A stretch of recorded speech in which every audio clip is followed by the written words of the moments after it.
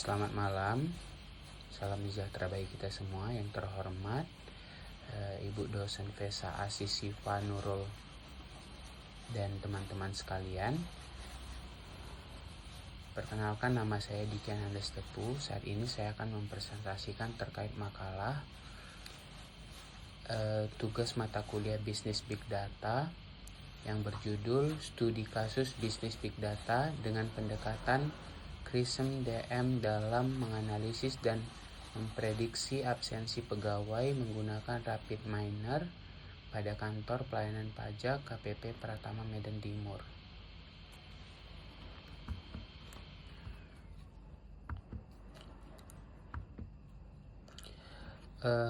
Untuk latar belakang pembuatan makalah ini adalah monitoring kehadiran pegawai merupakan salah satu aktivitas penting dalam pengelolaan sumber daya manusia. Data absensi tidak hanya dapat digunakan untuk mengetahui apakah pegawai hadir atau tidak, tetapi juga dapat dianalisis untuk menemukan pola perilaku kehadiran pegawai.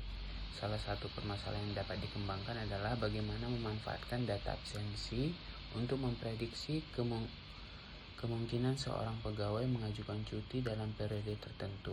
Informasi prediksi tersebut dapat membantu bagian kepegawaian dalam merencanakan sumber daya manusia, mengantisipasi kekurangan pegawai, serta mengatur beban kerja dan jadwal operasional.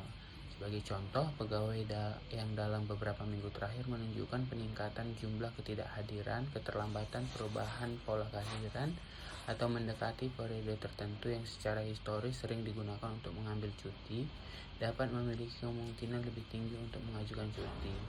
Untuk memperoleh model prediksi yang sistematis, penelitian ini menggunakan metodologi CRISM DM Cross Industry Standard Process for Data Mining yang terdiri dari Business Understanding, Data Understanding, Data Preparation, Modeling, Evaluation, and Deployment. Rumusan masalahnya itu yang pertama adalah bagaimana pola absensi 128 pegawai pada periode 16 Juni sampai 15 Juli berdasarkan data cuti tahunan, dinas luar, izin, dan cuti sakit.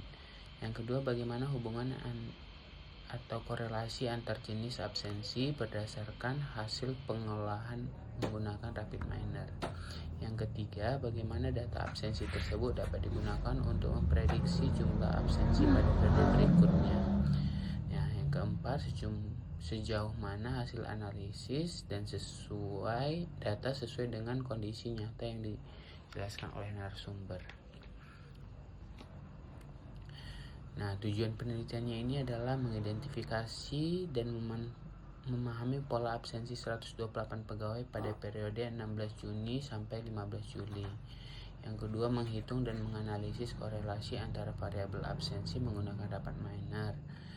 Yang ketiga, menerapkan metode CRISM DM dalam proses analisis dan prediksi data absensi pegawai. Yang keempat, membuat prediksi jumlah absensi pada periode berikutnya sebagai bahan pertimbangan dalam perencanaan tenaga kerja. Yang kelima, membandingkan hasil analisis dan dengan pengalaman dan kondisi nyata yang dijelaskan oleh narasumber. Untuk manfaat penelitian sendiri adalah bagi kantor membantu memahami pola absensi dan mempersiapkan kebutuhan tenaga kerja pada periode berikutnya. Untuk kepegawaian atau human research, memberikan informasi tambahan dalam mengevaluasi pola cuti, izin, dan cuti sakit karyawan. Yang ketiga, bagi penulis meningkatkan pemahaman mengenai penerapan CRISM DM dan Rapid Miner dalam menyelesaikan permasalahan bisnis nyata. Yang keempat, bagi pembaca memberikan gambaran mengenai bagaimana data absensi dapat diolah menjadi informasi yang lebih berguna untuk mendukung keputusan bisnis. Di sini juga ada landasan teorinya terkait sama pengertian bisnis big data, bagaimana pengertian bisnis big data menurut para ahli, manfaat bisnis big data. Di kedua juga ada apa itu CRISM, CRISM DM atau Cross Industry Standard Process for Data Mining. Langsung saja ke dalam pembahasan. Yang pertama itu business understanding. Berdasarkan hasil wawancara, masalah bisnis yang layak diprioritaskan adalah ketidakmampuan kantor untuk memperkirakan pola dan jumlah absensi pegawai pada periode berikutnya. Selama ini, data absensi lebih banyak digunakan untuk mencatat kondisi yang sudah terjadi seperti cuti tahunan, dinas luar, izin, dan cuti sakit. Penggunaannya belum sampai pada tahap prediksi yang dapat membantu kantor melakukan persiapan lebih awal. Masalah ini diprioritaskan karena absensi yang terjadi secara bersamaan pada banyak pegawai dapat mempengaruhi ketersediaan tenaga kerja dan pembagian pekerjaan. Misalnya, apabila pada suatu hari besar keagamaan terdapat banyak pegawai yang mengambil cuti atau tidak dapat hadir, kantor perlu menyesuaikan pembagian pekerjaan agar kegiatan operasional tetap berjalan. Nah, selanjutnya data understanding dan korelasi. Nah, untuk data profilingnya berdasarkan wawancara, data yang dianalisis terdiri dari 128 pegawai dengan periode pengamatan 16 Juni sampai 15 Juli 2026. Variabel utama yang tersedia adalah cuti tahunan, dinas luar, izin, dan cuti sakit. Nama pegawai tidak digunakan sebagai variabel analisis karena hanya berfungsi sebagai identitas. Dalam RapidMiner, atribut ini dapat diberi role ID. Nah, selanjutnya adalah korelasinya. Cuti tahunan dengan dinas luar, nilai korelasinya itu minus 0,027 berdasarkan perhitungan RapidMiner. Artinya pegawai yang memiliki jumlah cuti tahunan lebih tinggi cenderung memiliki jumlah dinas luar sedikit lebih rendah. Nah, hasil ini masuk akal karena cuti tahunan dan dinas luar pada dasarnya merupakan dua aktivitas yang berbeda. Pegawai mengambil cuti berdasarkan kebutuhan atau hak cutinya, sedangkan dinas luar terjadi karena kebutuhan pekerjaan. Nah, korelasi antara cuti tahunan dengan cuti sakit itu nilai korelasinya adalah minus 0,077 atau lebih besar dari sebelumnya. Artinya pegawai yang memiliki lebih banyak cuti tahunan sedikit cenderung memiliki jumlah cuti sakit yang lebih rendah. Hasil ini juga cukup masuk akal karena penggunaan cuti tahunan tidak secara langsung menentukan apakah seorang pegawai akan mengalami sakit. Cuti tahunan biasanya direncanakan sebelumnya, sedangkan cuti sakit terjadi karena kondisi kesehatan yang tidak selalu dapat diprediksi. Nah, untuk korelasi yang menyesatkannya itu antara dinas luar korelasi dengan total absensi, nilai korelasinya itu adalah 0,54. Artinya pegawai yang sering melakukan dinas luar mempunyai tingkat absensi yang cukup tinggi. Kesimpulan ini bisa menyesatkan karena dinas luar sebenarnya bukan ketidakhadiran dalam arti pegawai tidak bekerja.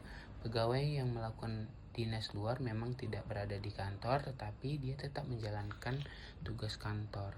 Nah, yang selanjutnya adalah data preparation. Dua teknik cleaning yang saya terapkan adalah yang pertama pemeriksaan dan penanganan data hilang. Nah, lakukan pemeriksaan terhadap kemungkinan missing value pada variabel cuti tahunan, dinas luar, izin, dan cuti sakit. Data hilang perlu diperiksa karena nilai kosong pada data absensi tidak selalu berarti nol absensi. Kemungkinan bisa karena pegawai memang tidak memiliki cuti sakit dan sistem mencatatnya sebagai kosong, atau data cuti sakit sebenarnya ada tetapi belum tercatat atau belum masuk ke data aset. Nah, jika hasil profiling menunjukkan bahwa nilai kosong, memang berarti tidak ada kejadian absensi. Nilai tersebut dapat ditransformasikan menjadi nol. Jika kita salah mengubah semua data kosong menjadi nol, kita dapat meremehkan jumlah absensi sebenarnya. Contohnya, seorang pegawai sebenarnya memiliki 2 hari cuti sakit, tetapi datanya kosong karena belum diperbarui. Jadi Jika mengubahnya menjadi 0, model akan belajar bahwa pegawai tersebut memiliki tingkat absensi lebih rendah daripada kondisi sebenarnya. Yang kedua adalah pemeriksaan dan penanganan outliner. Teknik kedua adalah memeriksa nilai ekstrim atau tidak masuk akal pada jumlah cuti, izin dinas luar, dan cuti sakit. Misalnya, jika sebagian besar pegawai mempunyai cuti tahunan 0-5 hari, tetapi terdapat satu pegawai cuti tahunan 20 hari, maka nilai tersebut perlu diperiksa karena bisa saja nilai tersebut salah input. Perlu identifikasi atau verifikasi terlebih dahulu. Jika nilai tersebut terbukti merupakan kesalahan input, nilai dapat diperbaiki berdasarkan sumber data asli. Jika ternyata benar, nilai tersebut sebaiknya tidak dihapus hanya karena terlihat ekstrim, karena outliner bisa menjadi informasi penting. Misalnya terdapat pegawai dengan cuti sakit sangat tinggi. Jika kita langsung menghapusnya karena dianggap mengganggu model, kita mungkin justru menghilangkan kondisi nyata yang penting bagi kantor. Nah, selanjutnya algoritma dan kompleksitas. Nah, untuk mengolah data absensi, algoritma yang digunakan adalah linear regression. Karena target yang ingin diperiksa berupa jumlah absensi dalam bentuk angka. Algoritma ini mencoba melihat hubungan antara data absensi sebelumnya, seperti cuti tahunan, dinas luar, izin, dan cuti sakit, dengan jumlah absensi pada periode berikutnya. Linear regression dipilih sebagai model awal karena sederhana, mudah dipahami, dan hasilnya dapat dijelaskan kepada pihak perusahaan. Namun model ini tidak langsung dianggap sebagai model terbaik karena hasilnya tetap perlu diuji berdasarkan tingkat kesalahan prediksinya. Jika perusahaan berkembang dan dari satu cabang menjadi 100 cabang, cara analisis dasarnya masih dapat digunakan, tetapi jumlah data akan menjadi jauh lebih besar. Misalnya, jika setiap cabang memiliki 128 karyawan, maka jumlah karyawan dapat menjadi sekitar 12.800 orang. Data yang harus diproses juga akan bertambah karena setiap karyawan memiliki riwayat absensi dari waktu ke waktu. Nah, yang selanjutnya adalah pertanyaan penghakiman. Berdasarkan wawancara, narasumber memiliki dugaan bahwa semakin tinggi tingkat absensi pegawai, semakin besar potensi terganggunya operasional kantor karena jumlah tenaga kerja yang tersedia berkurang.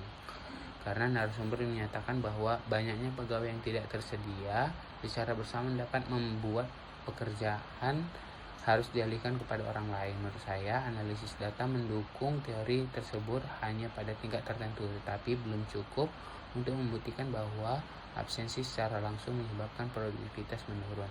Data yang tersedia hanya menunjukkan pola absensi, bukan data produktivitas. Bahkan korelasi yang saya temukan antara cuti tahunan dengan dinas luar sebesar minus 0,027 dan antara cuti tahunan dengan cuti sakit sebesar minus 0,077, menunjukkan bahwa jenis-jenis absensi tersebut hampir tidak memiliki hubungan linear satu sama lain.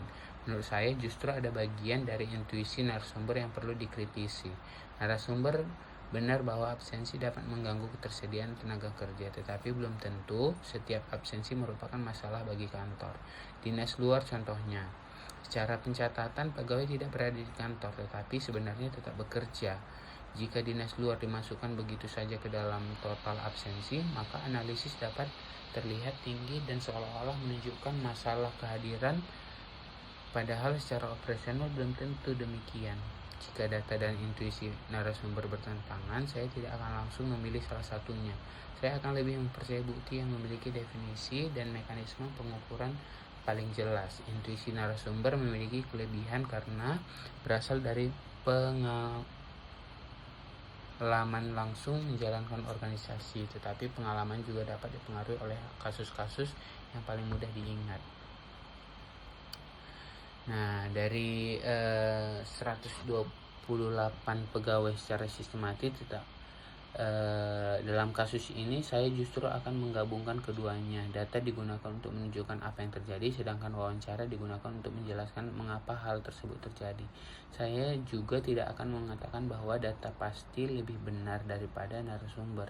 Data dapat salah karena kesalahan input, missing value, dan lain-lain. Sebaliknya, narasumber juga dapat salah karena penilaiannya berdasarkan pengalaman terbatas pada situasi tertentu.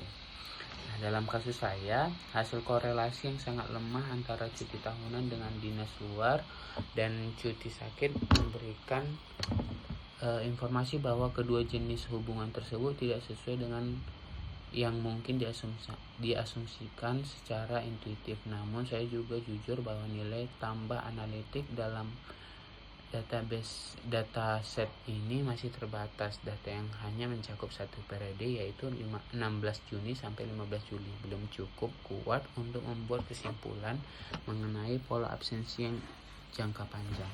Nah, rekomendasi dan batasannya: berdasarkan hasil analisis, kantor disarankan menggunakan prediksi jumlah absensi periode berikutnya sebagai dasar untuk melakukan penyesuaian dan persiapan tenaga kerja, terutama ketika model menunjukkan adanya peningkatan absensi dibandingkan periode sebelumnya. Misalnya, jika prediksi menunjukkan jumlah pegawai yang tidak tersedia meningkat, kantor dapat menyiapkan pembagian tugas atau tenaga mengganti lebih awal. Namun, rekomendasi ini tidak berarti bahwa kantor harus menganggap seluruh absensi sebagai masalah, karena dinas luar memiliki makna berbeda dengan cuti sakit atau izin.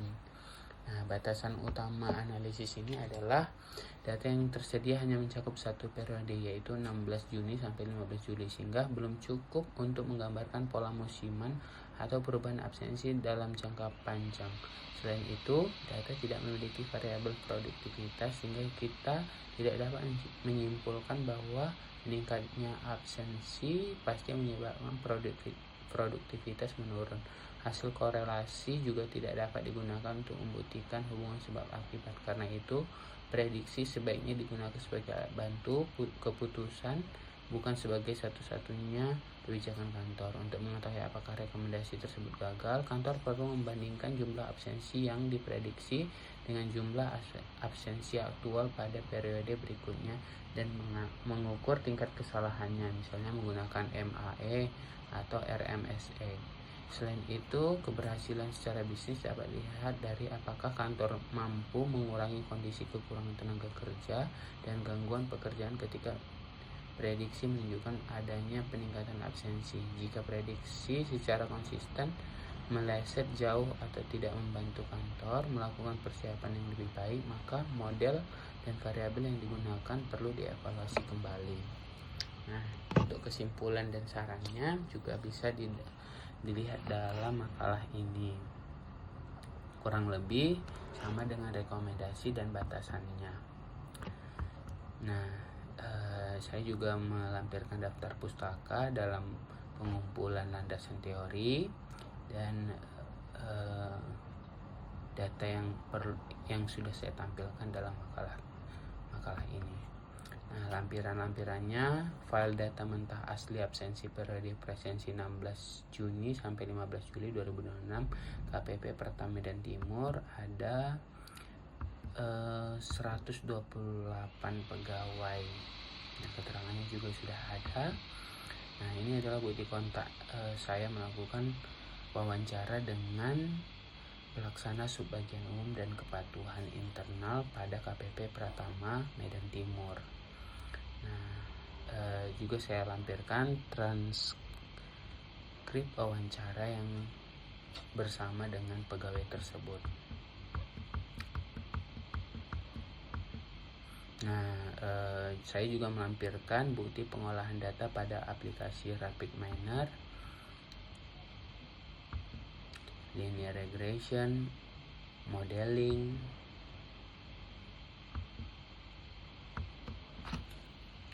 Nah, itu aja yang mungkin dapat saya sampaikan. Mohon maaf jika ada kesalahan tutur kata atau perbuatan. Sekian dan terima kasih. Selamat malam.